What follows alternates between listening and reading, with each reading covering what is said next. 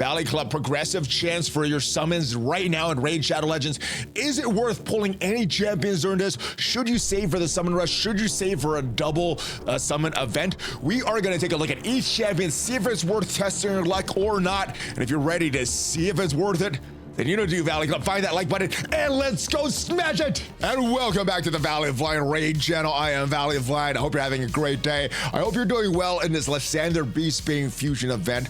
We have a progressive summon going on right now, and there's some pretty good champions. We're going to research each one to see if it's worth testing your luck for this, or if we should just save our shards for another event. There is a summon rush event coming up in a few short days for this fusion, so we may be saving, but we're going to take a look at each champion to see if it's worth it. And if you get some value from this video, hit that like button, hit the subscribe button, and ring the notification bell so you know as soon as a brand new video goes up. At least 6 pieces of raid content every single week on this channel. But before we get into the breakdown of these progression summons, I do want to remind you guys, if you want to get 4 epics for free, no increased drop rate, all you need to do is scan the QR code up there or use that download link and you can get 4 epics for free, including Uugo on day 1, Tagoar when you reach level 25, Rector Drath level 45, and at level 50 Mausoleum Mage. 4 great epics. You're gonna get them for free. No luck involved. All you need to do is use that QR code or that download link. But let's jump into the game to see all the events going on right now. So the one that we talked about, the fusion event, the summon rush actually, is going on from the 11th through the 14th. This is for the fusion event, so you may want to save up for this if you are going after the fusion.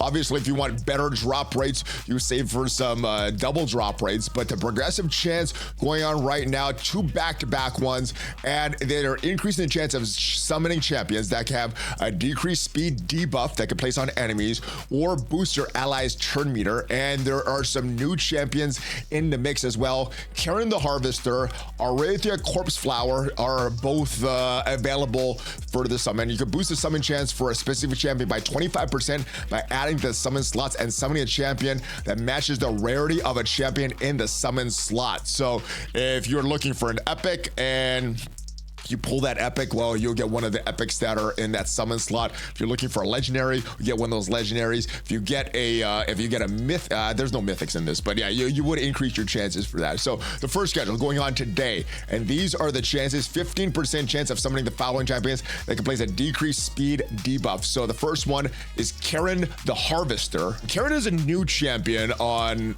and Karen is a new champion to rated at 4 at hellhades.com. And if we look at the areas that he is pretty good in, okay in the Doom Tower, okay in the Sand Devil, good for the Fire Knight, good for Ice Golem, and really good for the Eternal Dragon of the Doom Tower, and a pretty good arena champion as well. Taking a look at the skills, he is going to attack all enemies, 50% chance of placing a 30% decreased speed debuff for 2 turns, steals 5% of each enemy's turn meter, steals 10% of each turn meter instead if they're under a decreased speed debuff. Seems like a pretty strong A1.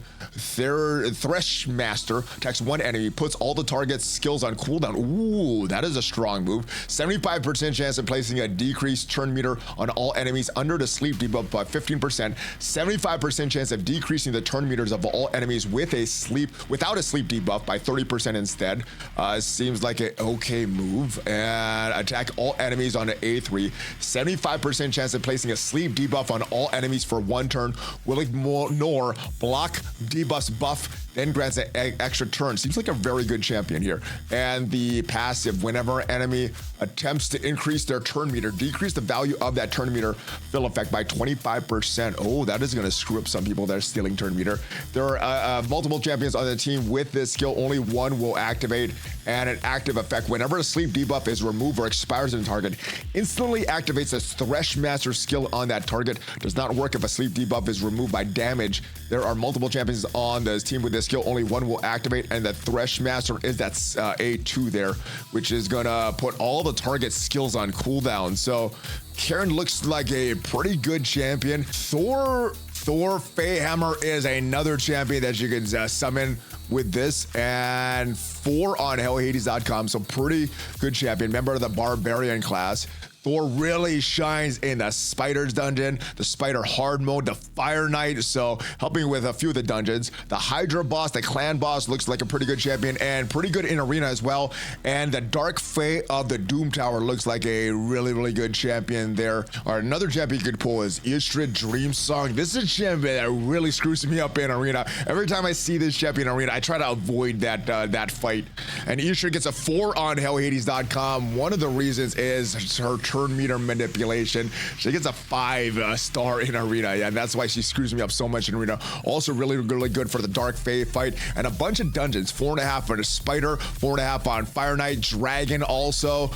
Pretty good against the Spider hard mode, and the Hydra clan boss is where Ishrid is really gonna help you out. And like I said, really good turn meter manipulator. She manipulates my turn meter all the time when I fight her in arena, so I've just avoided fighting her. Now, I think the grand prize of the bunch is Lady Kimmy. Really good champion on HellHades.com. 4.5 rating on HellHades.com and shines in a bunch of different areas. 5-star in arena, 5 in the Doom Tower, Iron Twins, Hydra clan boss, Spider, Ice Golem, Dark Fae, really good champion as well. And just like the rest of these, really good at manipulating turn meter, and in a turn-based game, really strong champion. And Strategos Iceland is probably the weakest of the bunch. Doesn't really stand out in any area. It does get a 3.5, but actually does stand out in the Magma Dragon. Really good for the Magma Dragon, but okay in a few different areas. Clan boss, okay in Hydra, okay in arena. But I think as far as the rest of the champions, this is probably the weakest of all of them. And the selection of Void champions are really strong.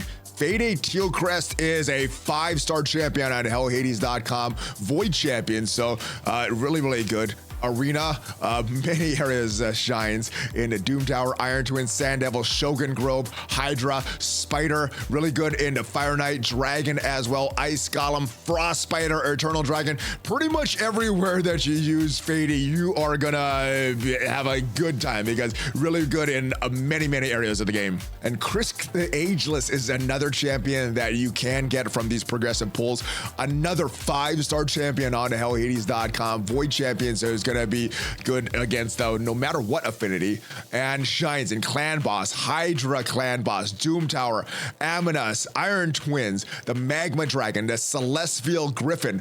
Good in arena, 4.5 stars in arena, 5 stars in Eternal Dragon, and 4.5 in a Frost Spider, Scarab King, the Spider, the Dragon, and gets a 5 in the Ice Golem. So really good champion. This would be a good one to pull. Both of those, Fade and Kirsk, would be a good one to pull. But Tremeria is a good champion, but just not on the level of the others. 3.5. This is probably the weakest pulls out of all of them. Good in a few different areas, but doesn't really shine, doesn't really stand out in a lot of areas. But Legendary Void is always a good thing to get. The selection of champions tomorrow seems a little better. Glaciat of the Meltwater, good champion, 4.5 on HellHades.com. Good in arena, really good in the Eternal Dragon, and stands out in a bunch of key areas like the Doom Tower, Spider, Dragon, and Ice Golem. Really good champion here. We also have Nemco the Thar that's available tomorrow, and this is another 4.5-star champion on HellHades.com. Really good in many areas. 4.5s in Spider, Fire Knight, Dragon, 5-star in Ice Golem, 5-star in a hard mode Ice Golem, gets a 5 in Doom Tower, Iron Twins, Hydra Clan Boss, and good 4 stars in arena and 4 stars in a few of the Doom Tower bosses. So this is a good champion that you can get tomorrow. We also tomorrow will have Oparadin Clan Father. Now this is probably the weakest of all the champions on either of the days. We look at him on HellHades.com, 3 on HellHades.com, and doesn't really stand out in the areas. Looks like a good champion for the Clan Boss, Hydra, Amonas, Iron Tower, but outside of that, this would probably be the most disappointing pull out of all of the champions for day 2. We also have Stock the Broken, that's available tomorrow.